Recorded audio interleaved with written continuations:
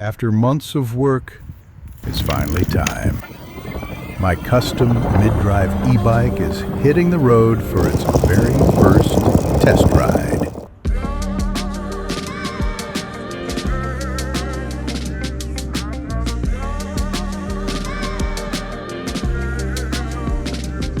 Morning lights, new dawn, yeah, we ready for more. Breaking out newborns, driven by the allure. Facing life head on, blowing fresh at the door. No limits, all in it, yeah, we ready to soar. Every step that I take, every move that I make, anticipating, no more waiting, elevating the stakes. I'm full stride, eyes open, captivating the scene. True life, my time, liberating my dreams. Every challenge that I'm seeking to meet, I'm overcoming, steady grinding, keep my beat to the street. I keep my mind thinking wise, hoping better to keep. Rising high, go get it with the vision I see. I'm getting clever, yeah.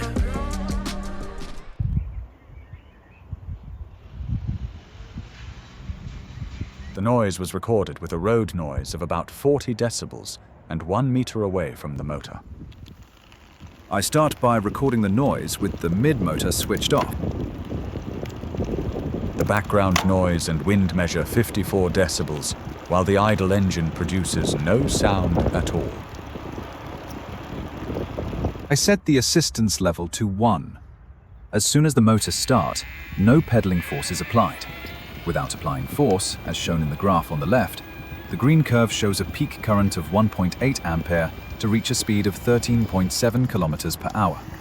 The noise level was approximately 56 dB. The assistance level was set to 2.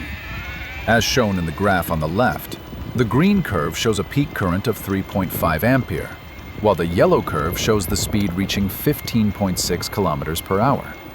The noise level was approximately 60 decibels. The consumption of watt-hours per kilometer is also indicated on the display.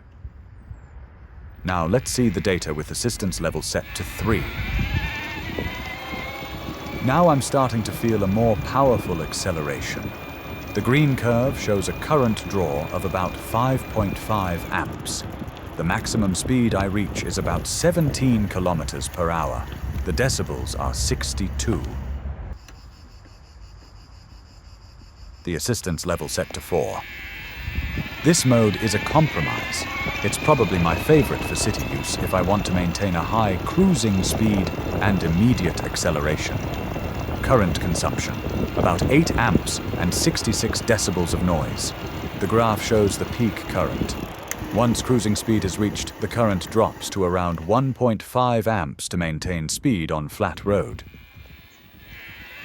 Mode 5 is maximum power, with immediate acceleration that takes you to 25 kilometers per hour in a few seconds. It doesn't make sense in the city unless you want to go completely without pedaling. It will be much more suitable for climbing when I need a lot of power, but we'll see about that later.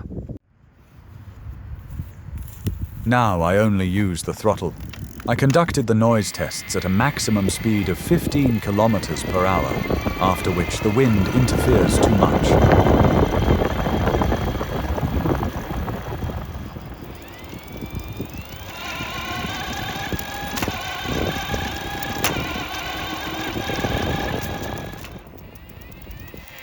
Now I'm doing a gradual acceleration up to 25 kilometers per hour.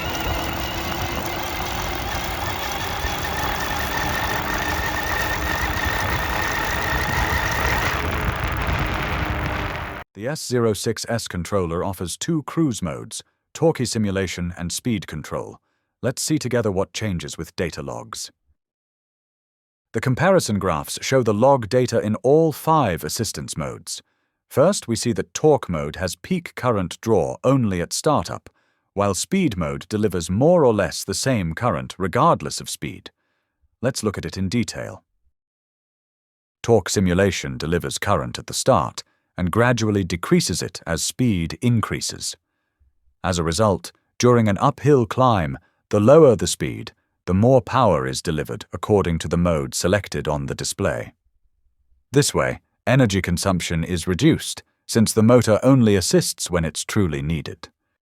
Speed control provides power to help the cyclist reach the maximum speed allowed by the assistance level selected on the display.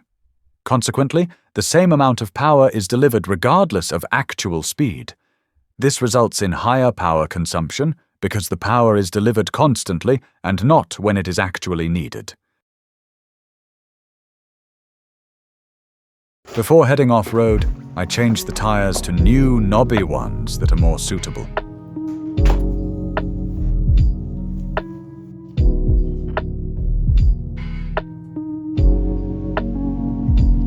For this mountain test ride, I chose to go to Trentino, in northern Italy.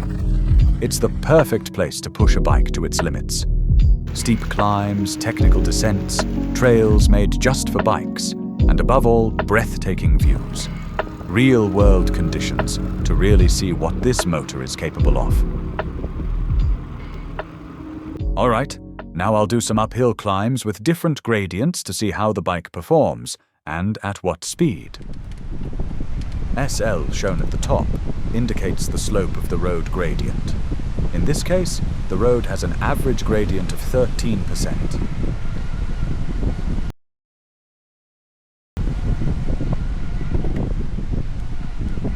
With an average gear ratio at the rear wheel, the bike climbs without any issues at around 13 kilometers per hour.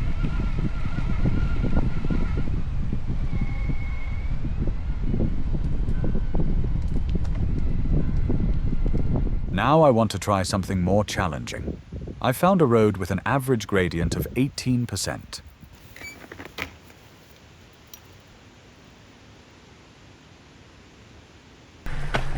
You can tell the road is pretty tough by the speed that's reached in such a short time.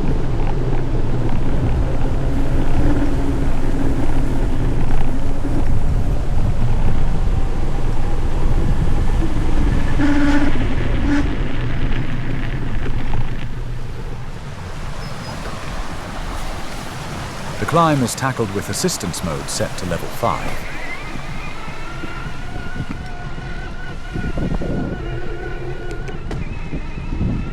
The slope reading has a bit off a delay in this clip.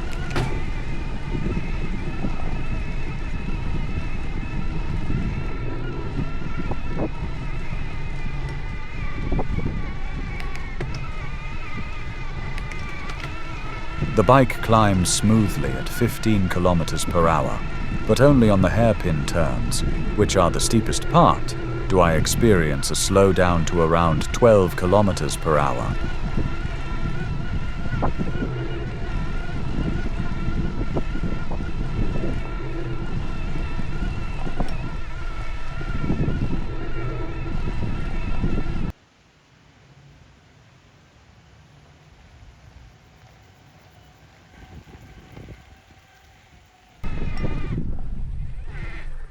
Now, I'll try to climb the road using only the throttle.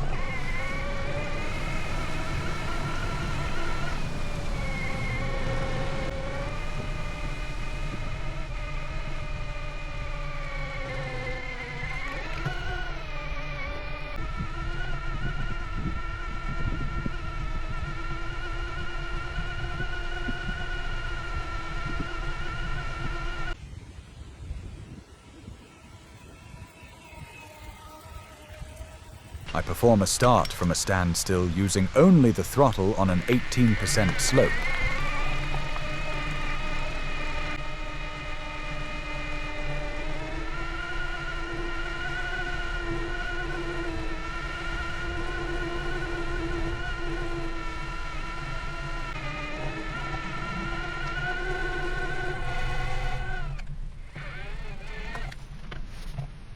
And now I'm doing one last uphill, the hardest I've ever encountered, a 22% slope.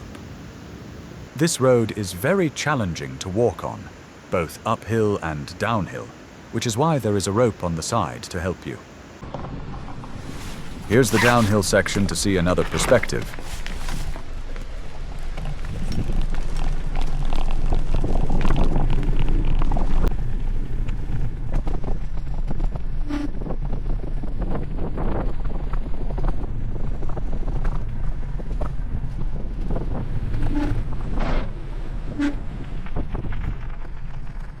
Alright, let's cut to the chase. Here's how the mid-motor handles this uphill section.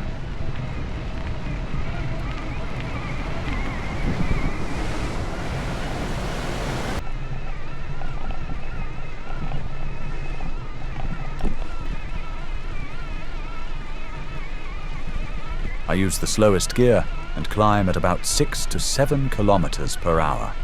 The motor is helping me with 500 watts of power, but I have to say I'm really satisfied with how the bike climbs. It feels like being pulled by a pulley.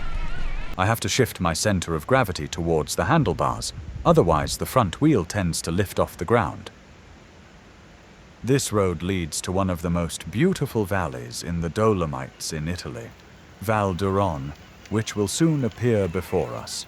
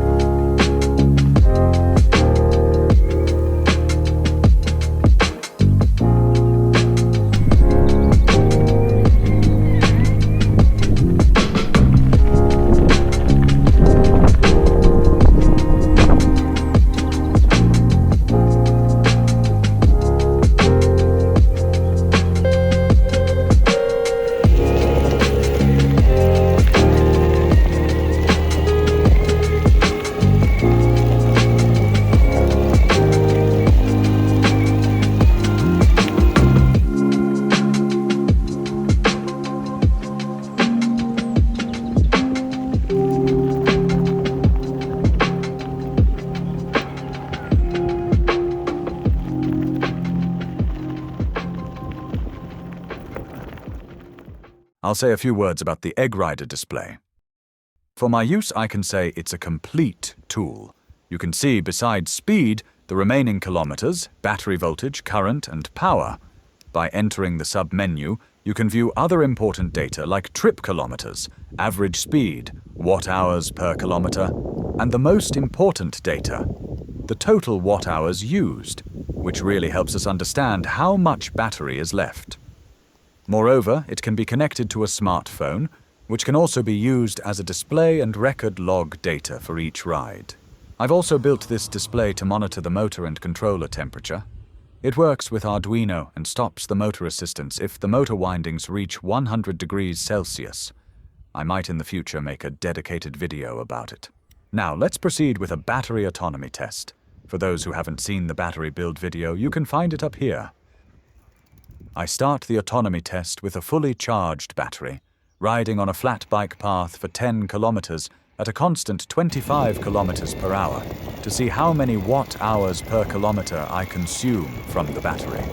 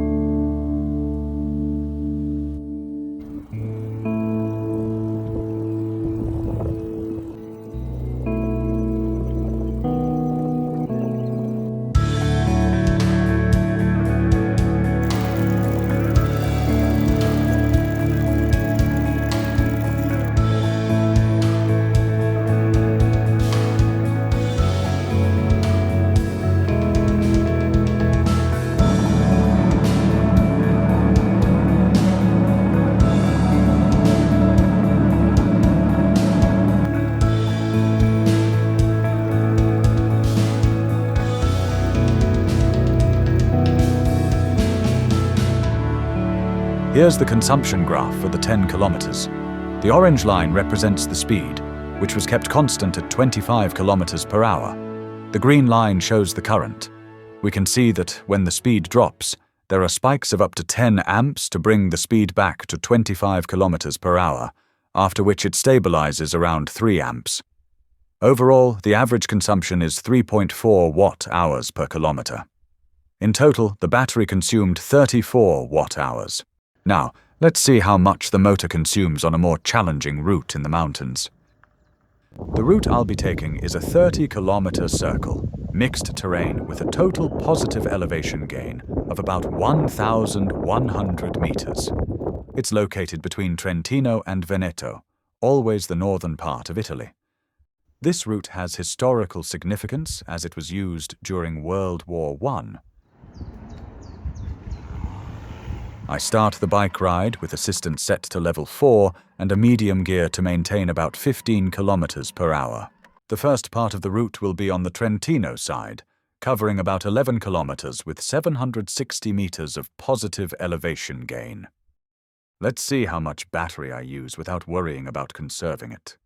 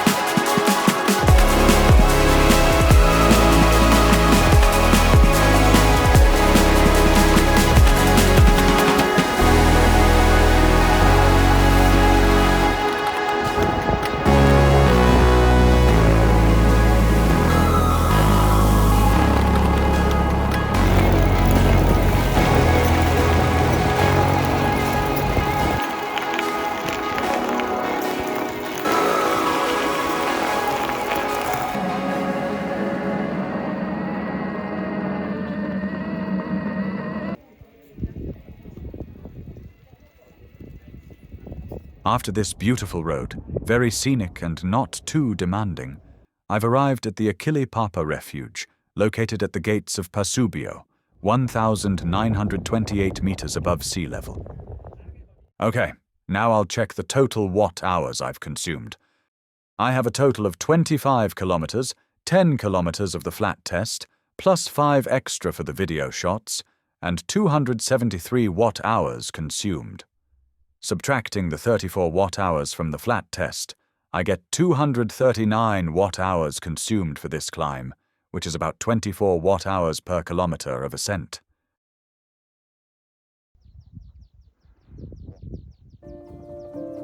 All right, let's continue with the ride. There will be a nice downhill section, after which there will be another 250 meters of elevation gain to return to the starting point.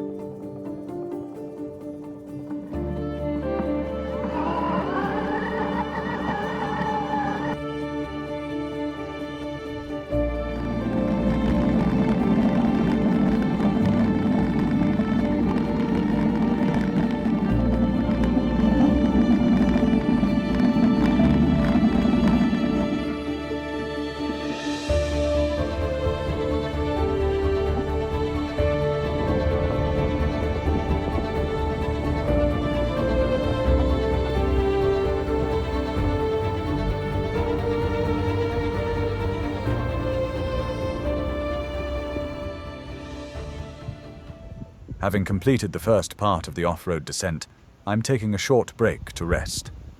After that, I'll do the last part of the descent, but this one is asphalted.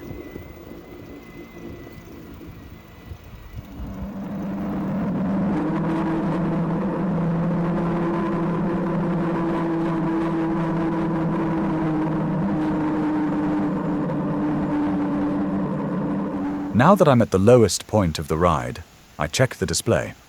I'm at 42 kilometers and 304 watt-hours consumed.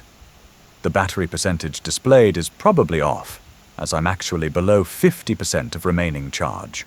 I'm continuing with the remaining 3 kilometers of climbing, with the final section having a 15% slope. I'm monitoring the motor temperature. It's around 38 degrees, but it will definitely rise since I'm putting it under strain. This is the most challenging part of the road. The motor temperature is climbing towards 80 degrees, and my cruising speed is around 13 to 15 kilometers per hour.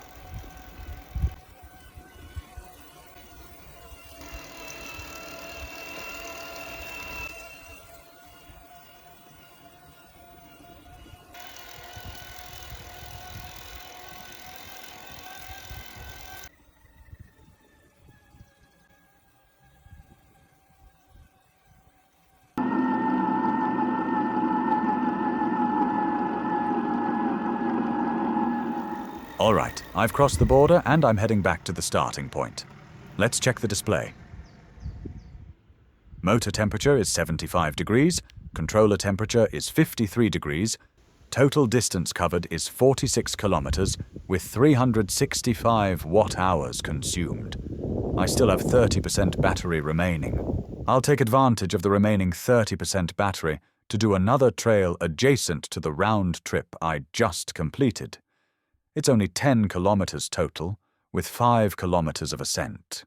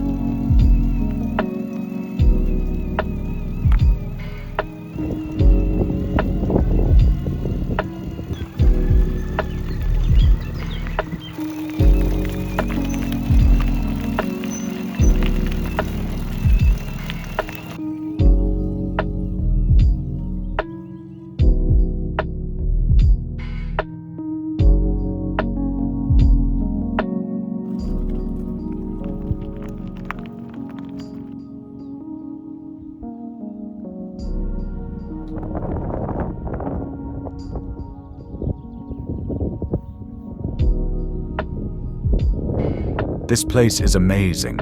I'll rest for a moment and then go back to the starting point because I want to check the consumption. Okay, let's break it down. I've traveled a total of 58 kilometers, with about 20 kilometers uphill and 1,300 meters of positive elevation gain. I've used 441 watt-hours out of the 522 total battery capacity, leaving me with less than 20% of charge remaining. I've set a cut-off discharge at 30 volts, and the battery voltage is currently 32 volts. Based on this, it seems I'm quite close to reaching the cut-off limit, meaning I probably don't have much more distance left before needing to recharge. Given my current rate of consumption and the remaining charge, I might have just a few more kilometers to go, especially considering the uphill sections, which can drain more power and cause a rapid voltage drop, potentially shutting down the system. Alright, this was the full test drive of my DIY mid-motor and battery. As you've seen, the performance isn't bad at all. If you want to support me, make sure to subscribe to the channel so you don't miss the next project.